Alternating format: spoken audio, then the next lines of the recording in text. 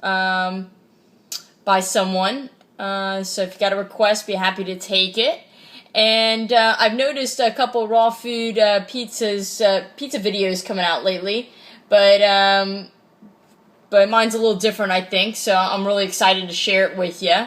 And what I like about this too is I don't have a dehydrator. I've noticed a lot of raw food pizza recipes, probably why I never made it in the beginning, is because you're so confused of what you can eat, and you see all these things, and a lot of the recipes are just really complicated. I don't like to complicate things. I've learned over the years from cooking that simple sometimes is best. The simpler, the best, the better.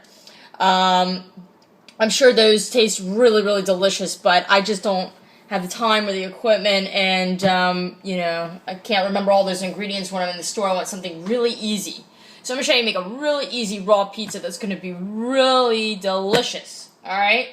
And these are going to be little personal pan pizzas, but I'll show you how to make little mini ones, too.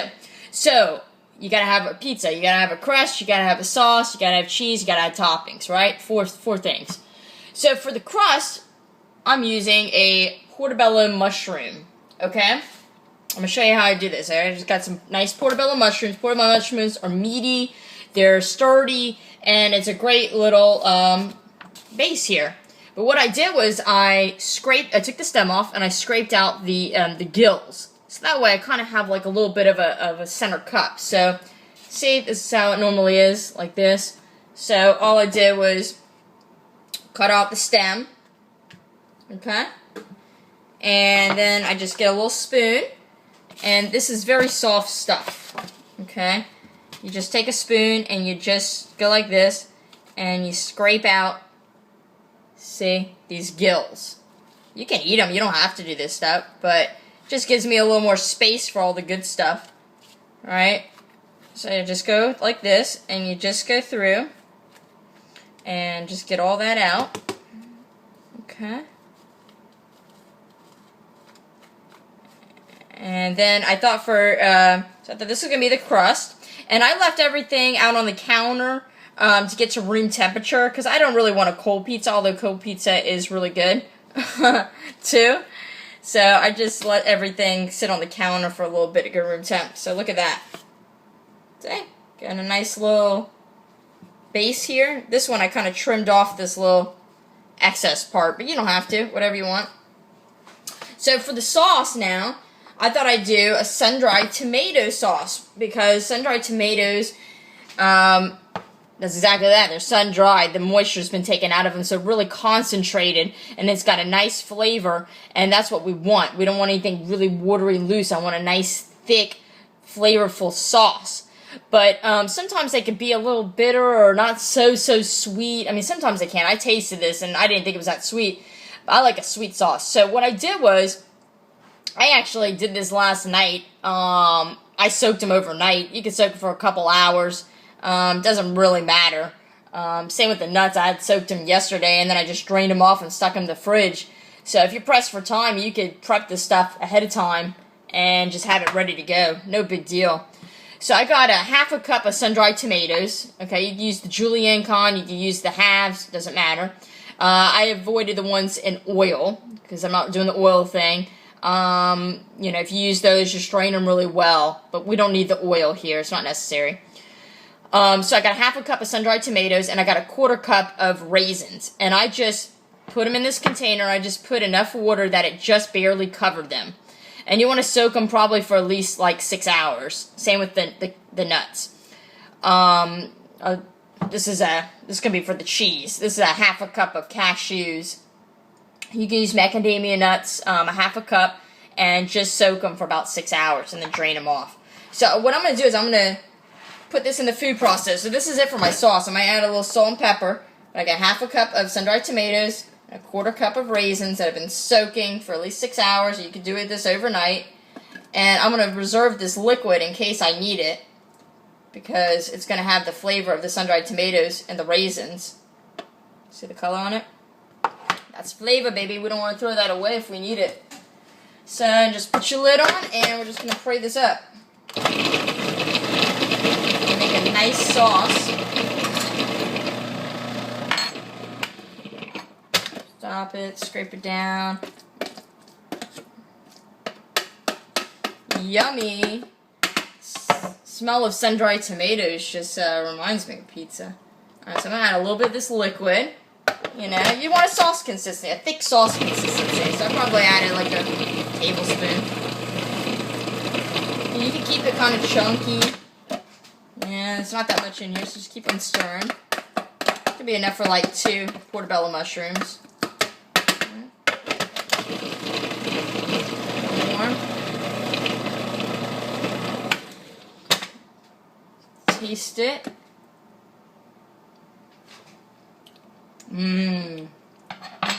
Tastes like when you've been cooking your tomato sauce down for like hours and the tomatoes, everything just gets so sweet and concentrated. That is great. Don't even need salt and pepper. You can if you want. See? It's like a sun-dried, it's like a tomato paste, I guess. A real thick sauce. But you want that because you're going to have watery vegetables. We're not cooking anything. And we want it to hold together like a pizza. We don't want our sauce dripping all over the place. You can. You just make this sauce the consistency you want. I want mine a little thicker, okay? So, sun-dried tomato sauce is done. Just raisins and sun-dried tomatoes. And, say for the toppings here, you can do whatever toppings you want. I got some real thin sliced, do everything real thin. Real thin sliced tomatoes. I got some red onions, a little bit of orange bell pepper, some fresh basil, and some Kalamata olives. So I'm kind of doing like a Greek pizza because I'm going to make a feta cheese to go on mine. So I'm doing a Greek pizza here. And let's make the cheese next. Let me get a new blade here. Here it is. Okay. So right in the food processor. So to make the feta cheese, this is a 1/2 cup of soaked cashews. Like I said, you can do macadamia nuts if you want. You just really want like a white nut, creamy nut, because you know, cheese is normally white and creamy. This is nutritional yeast.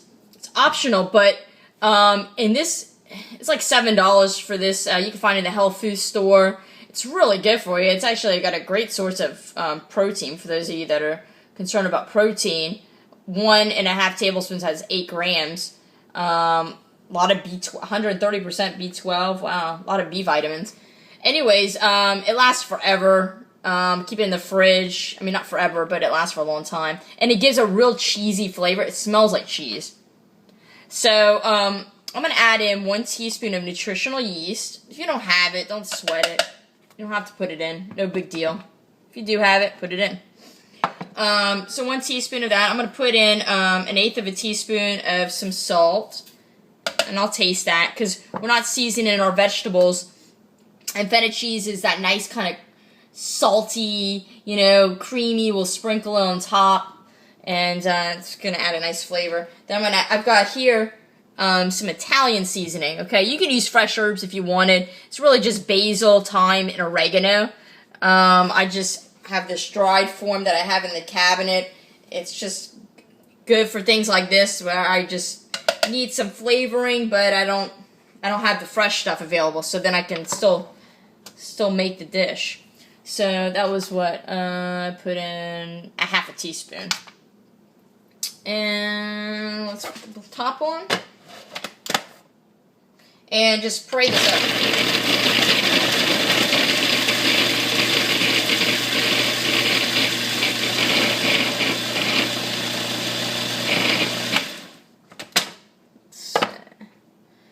Yummy. Let me give it a little taste now.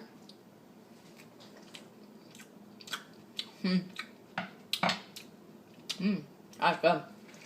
That's good. I'm gonna put just a little here more salt, because like I said, it's feta cheese. A little salty, but you just taste it and add to your liking. And it's been if I should add like I think I'm gonna add like 1 little tablespoon of some water just to make it a little creamy. So maybe 1 tablespoon, and that's it. And let's put this thing together here.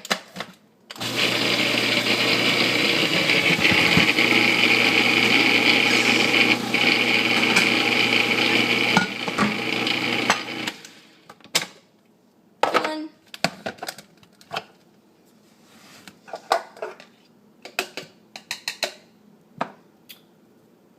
Feta cheese, baby. Feta cheese. Herb feta cheese. Delish. Greek pizza here. So let's put this together. I'll use this one. You got your crust, your portobello crust. We got our nice sun-dried tomato sauce. See that? Yummy. This is full of flavor here. And the raisins just give it a nice sweetness. So we got our sauce there. You can make a pesto sauce. That'd be delicious. I want to put my toppings on. Some tomatoes, bottom. A little red onion. And like I said, you can do whatever toppings you really, you would put on your pizza. I mean, I thought the mushroom would be a great little base because it holds up nicely. And if you want to do a little small one, just get the little baby cremini mushrooms and just do the exact same thing. And you got a party, little pizza bites, How fun would that be? Kids would probably really like this too. And it's one of those things that you have so much flavor and that you don't really miss. All we're missing here is the crust, really. I mean, everything else to me tastes exactly the same. So some olives we put on there. Me. Fresh basil. Got little baby basil leaves. You can put some oregano on here. Thyme. Like a margarita pizza. Fresh basil. See how pretty that is? See? Already? And you can pick it up and eat it. You can eat it with a fork and knife. And then we need our cheese. Cheese, please. So, here's our feta cheese. Alright. I just added, see, it kind of sticks together if you want. I'm just going to crumble it over. See? Like you would feta. And this gives it a nice herby. We put all those dried herbs in there. You can put the fresh herbs in there. Like an herby, cheesy, kind of salty flavor. And, yeah, look at that. I probably have enough cheese here for maybe like 3 of them. Okay. There we go. Look at that. I like cheese. Oh man, I can't wait to try this. I think I'm gonna get a fork and knife though. So what's this knife? So check that out. Greek pizza. Who's gonna make this tonight? This is gonna be lunch here. See? Cut it. I could just get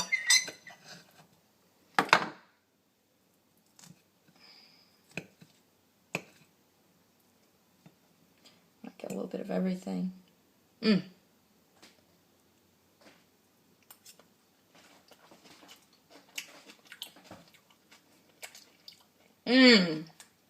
That is really good. Wow. Why haven't I made this before? Thank you for requesting this. A lady requested it. Can't remember her name. Because no one goes by their real name on the YouTube. Anyways. Raw vegan pizza. Super healthy. Very easy. You can make the sauce ahead of time and keep it in the fridge. You can make your cheese ahead of time. You have all your vegetables cut up.